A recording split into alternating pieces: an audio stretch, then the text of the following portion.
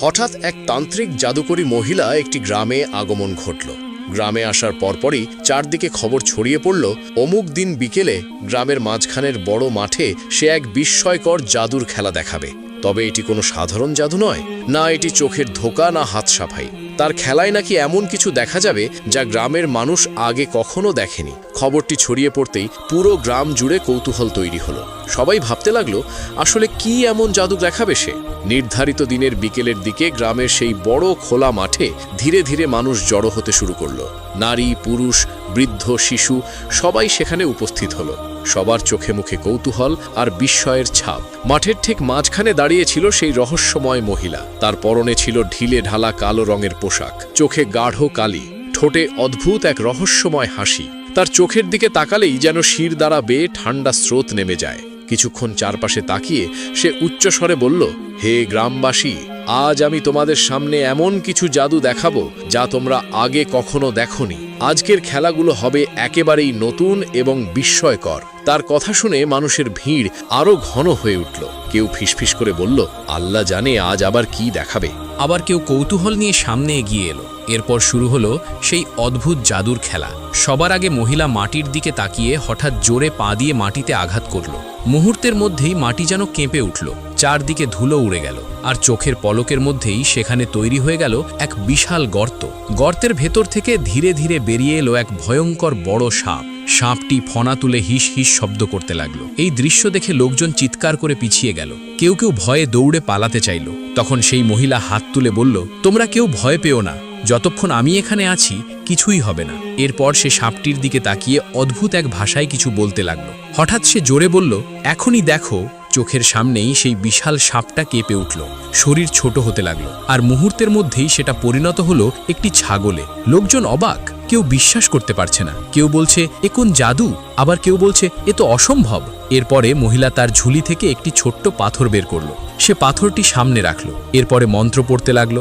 ধীরে ধীরে সেই পাথর বড় হতে লাগলো। ছোট্ট পাথর মুহূর্তেই বিশাল আকৃতি ধারণ করলো। তারপর অলৌকিকভাবে পাথরটি মাটি ছেড়ে হাওয়ায় ভাসতে শুরু করলো। লোকজন হতভম্ব হয়ে তাকিয়ে আছে। একসময় পাথরটা আরও উপরে উঠল, আরও উঠতে উঠতে একসময় আকাশে মিলিয়ে গেল। চোখের আড়ালে হারিয়ে গেল সে চিরতরে। গ্রামের মানুষে মানুষে মাঠ ভরে গেল। ভিড়ের মাঝেই ছিল এক ছোট্ট ছেলে, ফুটফুটে চোখে বুদ্ধির ঝিলিক, মুখে কৌতূহল। জাদু দেখাতে দেখাতে হঠাৎ সেই মহিলার নজর পড়ল ওই ছেলেটির দিকে। তার চোখ সরু হয়ে এলো, মনে মনে কিছু একটা ভাবল। হঠাৎ সে সবাইকে উদ্দেশ্য করে বলতে লাগলো, হে গ্রামবাসী, শোনো, এখন আমি এমন এক জাদু দেখাবো যা খুবই ভয়ঙ্কর। এতে কারো প্রাণও চলে যেতে পারে, তবে ভয় পেও না, আমি আছি। এই কথা শুনে লোকজন শিউরে উঠল। একজন সাহস করে জিজ্ঞাসা করল, হে জাদুকরণী, কি জাদু দেখাবেন? মহিলা ঠান্ডা গলায় বলল, আমি এক মানুষকে পশুতে পরিণত করব। এই কথা বলার সাথে সাথেই চারিদিকে আতঙ্ক ছড়িয়ে পড়ল। কেউ পিছিয়ে গেল, কেউ চুপ করে রইল। তখন মহিলা সকলকে উদ্দেশ্য করে বলতে লাগলো, তোমাদের মধ্য থেকে কাউকে প্রস্তুত হতে হবে। আমি কাউকে জোর করব না। কে প্রস্তুত? কিন্তু কেউ এগিয়ে এলো না। সবাই নিচের দিকে তাকিয়ে রইল। তখন মহিলা ধীরে ধীরে হাঁটতে হাঁটতে সেই ফুটফুটে ছেলেটির সামনে গিয়ে দাঁড়ালো। নিচু হয়ে তাকিয়ে বলতে লাগলো, বাবা, তুমি কি এই মজাদার জাদুটি দেখতে প্রস্তুত? ছেলেটি ভয় পেল না, বরঞ্চ শান্ত গলায় বলল, আপনি তো একটা সাপকে ছাগল বানাতে পেরেছেন। যদি পারেন তাহলে অদৃশ্যভাবে একজন মানুষ এভাবে হাজির করে তাকে পশুতে বদলে দেখান। নিশ্চয়ই আপনার সেই ক্ষমতা আছে। এই কথা শুনে চারপাশ স্তব্ধ হয়ে গেল। এত ছোট্ট একটা ছেলের মুখে এমন কথা কেউ আশা করেনি। মহিলার মুখে হাসি জমে গেল। সে কিছুক্ষণ চুপ করে রইল। তারপরে মনে মনে ভাবল, এই বাচ্চাটাকে আমার লাগবে। আমার তো কোনো সন্তান নেই। সে ছেলেটির কানে কানে কিছু একটা ফিসফিস করে বলল। সঙ্গে সঙ্গে ছেলেটি একটু দূরে সরে গেল এবং লোকেদের ভিড়ের মধ্যে হারিয়ে গেল। কেউ কিছু খেয়াল করল না। এরপরে মহিলা ঘোষণা করল, আজকের খেলা এখানেই শেষ। লোকজন একে একে মাঠ ছেড়ে চলে যেতে লাগলো। ছোট ছোট বাচ্চাদের একটি দল বাড়ির পথে রওনা দিল। তাদের মধ্যেই ছিল সেই ফুটফুটে ছেলেটি, কিন্তু তার মনটা অস্থির। ভয়ের একটা অদ্ভুত ছায়া তার পিছু ছাড়ছে না। ঠিক তখনই সেই পথ দিয়ে ধীরে ধীরে হেঁটে আসছিলেন একজন আল্লাহর ওলি। কাঁচা রাস্তা ধরে ধীরে ধীরে হেঁটে আসছেন সেই মানুষটি, যাকে গ্রামবাসী পাগল বলে জানত। চুল এলোমেলো, পোশাক সাদামাটা, চোখ নিচু, কোনরূপ উত্তেজনা ছাড়াই শান্তভাবে হেঁটে আসছিলেন। একজন বাচ্চা হেসে উঠল এবং বলতে লাগলো, ওই দেখো, ওই যে একটা পাগল। আরেকজন বলল, চল একটু মজা করি। শিশুসুলভ নিষ্ঠুরতা আর কৌতুক মিলিয়ে তারা রাস্তার পাশ থেকে ছোট ছোট পাথর তুলে ছুটতে লাগলো। কেউ লক্ষ্যভেদ করছে, আবার কেউ হেসে লাফাচ্ছে। পাথরগুলো ছুটে যাচ্ছে আল্লাহর অলির দিকে, কিন্তু তিনি থামলেন না, পেছনে তাকালেন না। তার মুখে কোনো বিরক্তি নেই, কোনো ভয় নেই। তিনি শুধু মনে মনে বললেন, হে আল্লাহ, ওরা তো জানে না, তুমি ওদের সবাইকে দ্বীনের খাদেম হিসেবে কবুল করে নাও। ঠিক তখনই ঘটল আরেকটি অলৌকিক ঘটনা। যে পাথরগুলো তার শরীরে লাগার কথা ছিল, সে পাথরগুলো মধ্য আকাশে ভিন্ন রূপ ধারণ করল। অদৃশ্য জগৎ থেকে মনে হচ্ছিল কেউ সেগুলোকে রং করে দিচ্ছে। ধীরে ধীরে পাথরগুলো রং বদলাতে লাগলো। শক্ত পাথর নরম হয়ে গেল, আর মুহূর্তের মধ্যেই এক একটা পাথর রূপ নিল রঙিন ফুলে। কিছু ফুল মাটিতে ঝরে পড়ল, কিছু ফুল বাতাসে দুলে দুলে নামল। চারদিকে হঠাৎ সুগন্ধ ছড়িয়ে পড়ল। বাচ্চাদের হাসি থেমে গেল, কেউ কথা বলছে না। একটা ছেলে ভয়ে ফিসফিস করে বলল, দেখেছিস, পাথর ফুল হয়ে গেল, নিশ্চয়ই সে জাদু দেখাচ্ছে। কিন্তু সেই ফুটফুটে ছেলেটি সব কিছু খুব মনোযোগ দিয়ে দেখছিল। তার চোখ বড় বড় হয়ে গেল। সে বুঝে গিয়েছে এটা কোনো সাধারণ মানুষ নয়। তখনই একজন ছেলে বলতে লাগলো, চল আমরা এখান থেকে পালিয়ে যাই, না হলে ওই মহিলার মতো এই লোকটিও আমাদেরকে ছাগল বানিয়ে দেবে।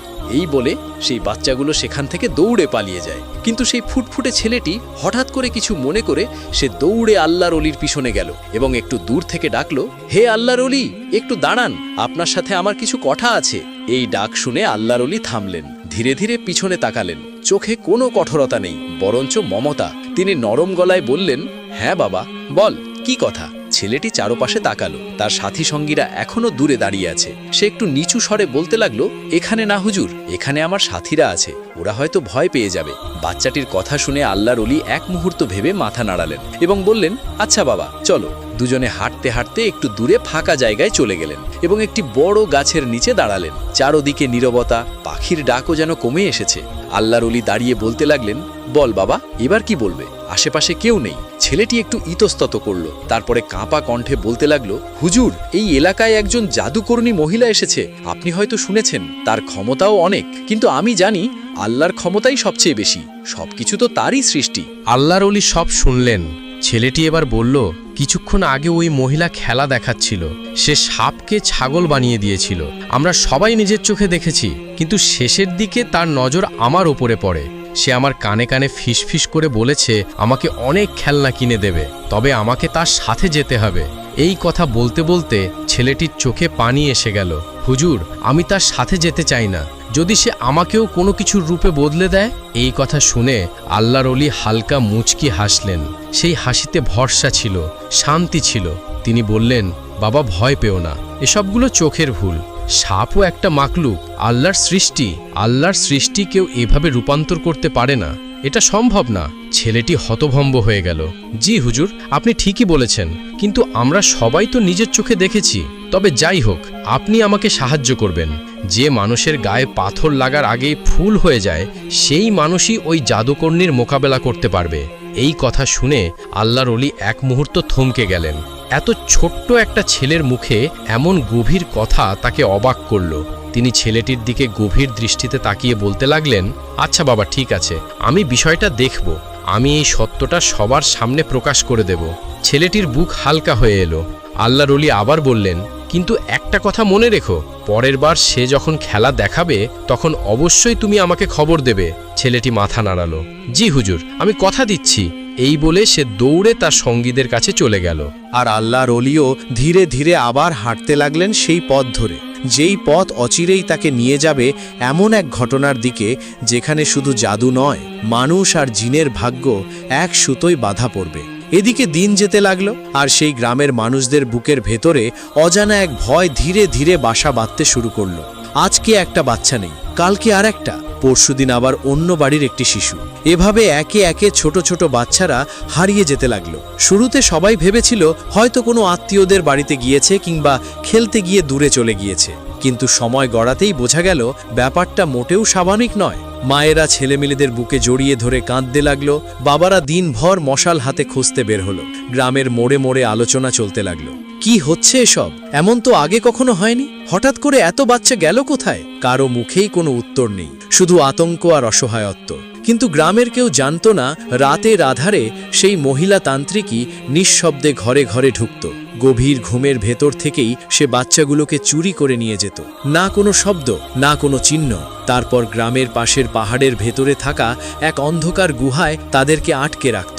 তার মনে ছিল ভয়ঙ্কর এক বাসনা। আমাবস্যার রাতে সে ওই বাচ্চাগুলোকে বলি দিয়ে তন্ত্র সাধনা করবে এবং আরও শক্তিশালী হয়ে উঠবে।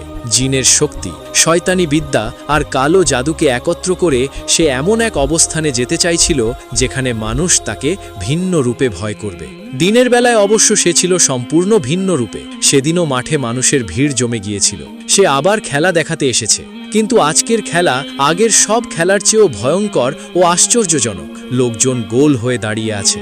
হঠাৎ সবাই দেখল কোনো দড়ি নেই, কোনো লাঠি নেই, কোনো ভর নেই। সেই মহিলা ধীরে ধীরে মাটি ছেড়ে উপরে উঠতে শুরু করল। হাওয়ার ভেতর ভাসছে সে, ঠিক যেন বাতাসই তাকে ধরে রেখেছে। লোকেরা বিস্ময়ে তাকিয়ে আছে, কেউ হাততালি দিচ্ছে, কেউ ভয়ে মুখ চেপে ধরেছে। এই ভিড়ের ভেতরেই ছিল সেই ছোট্ট ছেলেটি। মহিলাকে হাওয়ায় ভাসতে দেখেই তার বুকের ভেতর কেমন জানি করে উঠল। আল্লাহর অলির সেই কথা মনে পড়ে গেল, যেদিন আবার খেলা হবে আমাকে জানাবে। ছেলেটি আর এক মুহূর্তও দেরি করল না, দৌড়ে চলে গেল আল্লাহর অলির কাছে। আল্লাহর অলি তখন এবাদতে ব্যস্ত। ছেলেটি শ্বাস নিতে নিতে বলতে লাগলো, হুজুর, সেই মহিলা আবার খেলা দেখাচ্ছে, আজকে সে আকাশে ভাসছে। আল্লাহর অলি শান্তভাবে এবাদত শেষ করলেন। ছেলেটির কথা শুনে তার চোখে গভীর ভাব ফুটে উঠল। তিনি উঠে দাঁড়ালেন এবং ছেলেটির সাথে রওনা হলেন মাঠের দিকে। পথে হাঁটতে হাঁটতে ছেলেটি বলল, হুজুর, আমাদের এলাকায় এই কয়দিনের মধ্যে অনেক বাচ্চা হারিয়ে যাচ্ছে। আপনি তো আল্লাহর বিশেষ বান্দা, চাইলে বলতে পারেন তারা কোথায় আছে। ছেলেটির কথা শুনে আল্লাহর অলি বিস্মিত হয়ে গেলেন। মনে মনে তিনি দোয়া করলেন, হে আল্লাহ, এই শিশুর অনেক বুদ্ধি, এই শিশুকে আপনি ইসলামের জন্য কবুল করুন। কিন্তু একই সাথে তার হৃদয়ে একটি গভীর চিন্তা ঢুকে গেল, বাচ্চাগুলো যাচ্ছে কোথায়? অবশেষে তারা মাঠে পৌঁছল। সেখানে তখনও খেলা চলছে। মহিলা এবার তার ঝুড়ি থেকে একটি ছবির ফ্রেম বের করল। ফ্রেমের ভেতরে আঁকা ছিল একটি কবুতরের ছবি। সে কিছু মন্ত্র পড়ে ছবির উপরে ফু দিতেই সবাই অবাক হয়ে গেল। দেখতে পেল ছবির ভিতর থেকে কবুতরটি ধীরে ধীরে জীবিত হয়ে গেল, নড়তে শুরু করলো। আর এক মুহূর্ত পরে কবুতরটির ডানা ঝাপটাতে ঝাপটাতে উড়ে গেল। লোকেরা উল্লাসে ফেটে পড়ল।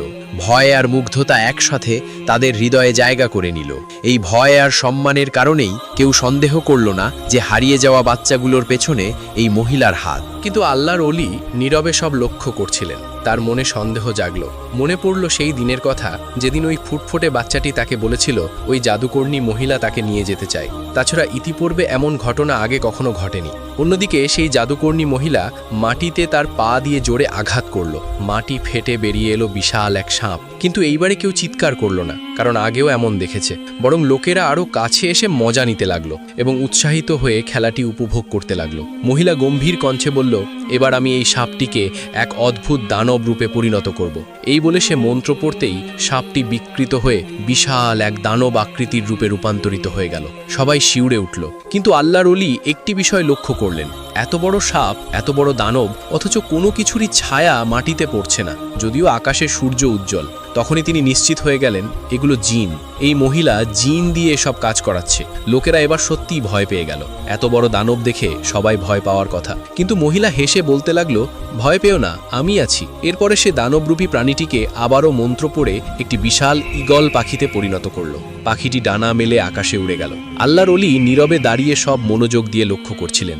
মহিলা একের পর এক প্রাণীগুলো রূপান্তরের খেলা দেখাচ্ছে, সাপ, দানব, পাখি। কিন্তু আশ্চর্যের বিষয়, কোনোটারই ছায়া মাটিতে পড়ছে না। রৌদ্র উজ্জ্বল মাঠ পরিষ্কার, তবুও ছায়াহীন এ দৃশ্য আল্লাহর অলির অন্তরে নিশ্চিত প্রমাণ হয়ে উঠল। তিনি ধীরে ধীরে সামনে এগিয়ে এলেন। কণ্ঠে কোনো অহংকার নেই, কোনো চ্যালেঞ্জের উত্তেজনা নেই, শুধু শান্ত আত্মবিশ্বাস। তিনি সেই মহিলাকে উদ্দেশ্য করে বললেন, আপনি খুব সুন্দর খেলা দেখাতে পারেন। আপনার জাদু নিঃসন্দেহে মানুষকে বিস্মিত করে। কিন্তু আমি আপনার থেকেও বড় এক জাদুকরের সাহায্যে কাজ করি, যার শক্তির কাছে সমগ্র সৃষ্টি মাথা নত করে। চলুন আমরা দুজনে মোকাবিলা করি। তিনি কথা বলছিলেন, কিন্তু চোখ ছিল নিচের দিকে।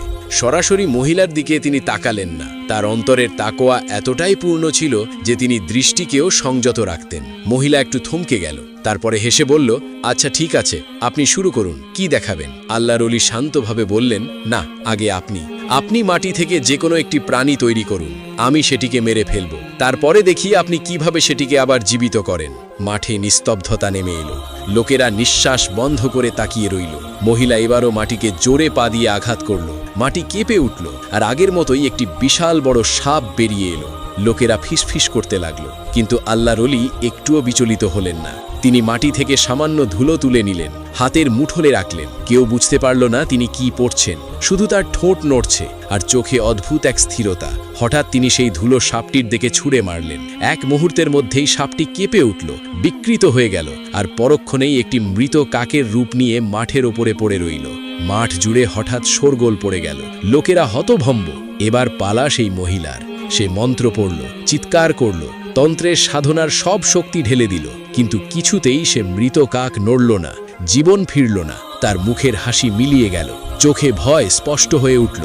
লোকেরা সব মনোযোগ দিয়ে দেখছিল। তখন আল্লাহর ওলি সবার দিকে ফিরে দৃঢ় কণ্ঠে বললেন, হে গ্রামবাসী, এই মহিলা আপনাদেরকে জিন দিয়ে বোকা বানাচ্ছিল। এ কোনো প্রকৃত জাদুকর নয়, এগুলো সব শয়তানি কারসাজি। এই কথার সাথে সাথেই অদৃশ্য জগতেও তোলপাড় শুরু হয়ে গেল। মহিলার কাছে আরও 2টি জিন ছিল। তারা দেখল তাদের একজন সঙ্গী সম্পূর্ণভাবে ধ্বংস হয়ে গিয়েছে। ভয়ে তারা আর দাঁড়ালো না, মুহূর্তের মধ্যে সেখান থেকে পালিয়ে গেল। মহিলা চুপচাপ দাঁড়িয়ে রইল। আল্লাহর ওলি আবারও বললেন, হে গ্রামবাসী, আপনাদের এলাকার ছোট ছোট বাচ্চাদের এই মহিলা চুরি করেছে, কারণ সে আসার আগে এমন কোনো ঘটনা ঘটেনি। এই কথা বলেই তিনি সেখান থেকে চলে গেলেন। আল্লাহর ওলির আর কিছু বলার প্রয়োজন ছিল না। গ্রামবাসীর রাগ তখন আগুনের মতো জ্বলে উঠল। তারা মহিলাকে মারার জন্য এগিয়ে গেল। ঠিক তখনই মহিলা কাঁপতে কাঁপতে বলল, আমাকে কোনো ক্ষতি করো না, আমাকে মেরে ফেললে তোমরা তোমাদের বাচ্চাদের আর পাবে না। আমি বাচ্চাদের এনে দিব, আমাকে মাফ করে দাও, আমাকে ছেড়ে দাও। মায়েদের কান্না, বাবাদের অসহায় মুখ সব মিলিয়ে গ্রামবাসীরা থেমে গেল। তারা শেষ পর্যন্ত তাকে ছেড়ে দিল। মহিলা রাতের আধারে গুহায় গেল, এক এক করে সব বাচ্চাকে বের করে এনে গ্রামের শেষ সীমানায় রেখে দিল। তারপর অন্ধকারের ভেতর দিয়ে পালিয়ে গেল। অতঃপর জঙ্গলের গভীরে গিয়ে সে ওই 2টি পালিয়ে যাওয়া জিনকে ডেকে আনলো।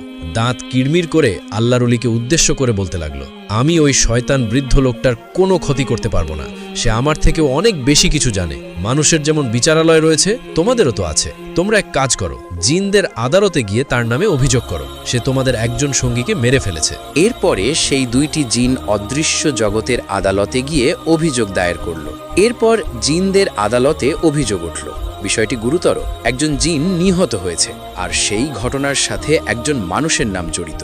জিনদের বিচারক হুকুম দিলেন, যাকে অভিযুক্ত করা হয়েছে সেই মানুষটিকে এখানে উপস্থিত করা হোক। সেই রাতে আল্লাহর ওলি নিজের কামরায় বিশ্রাম নিচ্ছিলেন। নীরব রাত, চারপাশে নিস্তব্ধতা। হঠাৎই 2জন জিন অদৃশ্য থেকে দৃশ্যমান হয়ে উঠল। তারা কিছু না বলেই তার খাট সহ তুলে নিল এবং মুহূর্তের মধ্যে আকাশের অদ্ভুত পথে নিয়ে গেল। চোখের পলকে তিনি উপস্থিত হলেন জিনদের আদালতে। তিনি জেগে উঠলেন। সেই আদালত মানুষের আদালতের মতো নয়। চারপাশে অদ্ভুত আলো, বাতাসে গম্ভীরতা, বিচারকের চোখে কঠোরতা। সেখানে শুরু হলো ইতিহাসের এক বিরল ঘটনা। জিনদের আদালতে একজন মানুষের বিচার। সব জিন একে একে বক্তব্য রাখতে লাগলো। কারো কণ্ঠে রাগ, কারো কণ্ঠে প্রতিশোধের আগুন। সবাই আল্লাহর ওলির বিপক্ষে। আদালতের নিয়ম অনুযায়ী আল্লাহর ওলির পক্ষেও একজন জিন দাঁড় করানো হলো, কিন্তু সে অসহায়। তার হাতে কোনো প্রমাণ নেই, কোনো যুক্তি নেই, কোনো পথ নেই তাকে বাঁচানোর। আল্লাহর ওলি পুরো সময় নীরব, না কোনো ভয়, না কোনো অনুনয়। মাথা নিচু করে দাঁড়িয়ে আছেন, যেন সবকিছু আল্লাহর ইচ্ছার ওপর ছেড়ে দিয়েছেন। দীর্ঘ আলোচনা, তর্ক ও ফিসফাঁসের পর বিচারক কঠোর কণ্ঠে রায় ঘোষণা করলেন, অভিযুক্তকে মৃত্যুর বদলে মৃত্যু দেওয়া হবে, ফাঁসি। সেই রায় শুনে জিনেদের আদালত নিস্তব্ধ হয়ে গেল। আল্লাহর ওলিকে ফাঁসির মঞ্চের কাছে নিয়ে যাওয়া হলো। তিনি চুপচাপ হাঁটছিলেন, একটুও প্রতিবাদ নয়, একটুও আতঙ্ক নয়। তিনি ফাঁসির মঞ্চে পৌঁছে থমকে গেলেন। চোখ ভিজে উঠল, কণ্ঠ নরম হয়ে এলো। তিনি কারো উদ্দেশ্যে নয়, শুধু আল্লাহর কাছে বললেন, হে আল্লাহ, আমি তোমার কোনো মখলুককে অযথা হত্যা করিনি। সে একটি পুরো গ্রামের মানুষের ঈমান ভাঙতে সাহায্য করেছিল। জাদু দেখিয়ে মানুষকে এই ভুল ধারণা দিচ্ছিল যে তোমার সৃষ্টিকে রূপান্তর করা সম্ভব, অথচ সমস্ত শক্তি তো একমাত্র তোমারই। এই কথাগুলো সেখানে উপস্থিত একজন বৃদ্ধ জিন শুনে ফেললেন। এই জিন নবীজির যুগেও জীবিত ছিলেন। তিনি নিজ চোখে নবীজির বিচার, ন্যায় ও শাসনের নিয়ম দেখেছিলেন। তিনি এক মুহূর্তেও দেরি করলেন না, দৌড়ে গেলেন জিনেদের বিচারকের কাছে। তিনি কাঁপা কণ্ঠে কিন্তু দৃঢ় বিশ্বাসের সঙ্গে বলতে লাগলেন, হে মহামান্য বিচারক, আমি নবীজির যুগ দেখেছি। আমি দেখেছি যখন কোনো জিন নিজের প্রকৃত রূপ ছেড়ে অন্য রূপ ধারণ করত এবং মানুষকে বিভ্রান্ত করত, তখন যদি মানুষ তার বিরুদ্ধে ব্যবস্থা নিত, এমনকি তাকে মেরে ফেলত, বিশ্বনবী মোহাম্মদ সাল্লাল্লাহু আলাইহি ওয়াসাল্লাম সেই মানুষকে কখনো দোষী সাব্যস্ত করতেন না, কারণ ভুল ছিল জিনের। আল্লাহ জিনকে যতটুকু ক্ষমতা দিয়েছেন সে তার অপব্যবহার করেছে। এই কারণে মানুষের উপর কোনো শাস্তি আরোপ করা হতো না। এই কথা শুনে পুরো আদালত কেঁপে উঠল। বিচারক কিছুক্ষণ নীরব থাকলেন, তারপরে তিনি শক্ত কণ্ঠে নতুন রায় ঘোষণা করলেন।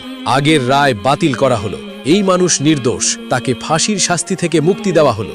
এরপর তিনি হুকুম দিলেন, এই আল্লাহর বান্দাকে পেট ভরে খাবার খাওয়াও, তারপর তাকে সসম্মানে নিজের বাড়িতে পৌঁছে দিয়ে আসো। ঠিক তাই করা হলো। তাকে উদরপূর্তি করে খাবার খাওয়ানো হলো, এরপরে তার খাট সহ তুলে নেওয়া হলো। জিনেদের আদালত থেকে মুহূর্তের মধ্যেই তাকে তার নিজের ঘরে পৌঁছে দেওয়া হলো, ঠিক যেভাবে আনা হয়েছিল। তিনি বুঝতে পারলেন এটা আল্লাহর ন্যায় বিচার। অন্যদিকে গ্রামবাসীরাও বুঝতে পারলেন জাদু নয়, কোনো শক্তি নয়, সবচাইতে বড় সত্য হলো আল্লাহর ক্ষমতা ও তার প্রতি ঈমান আনা।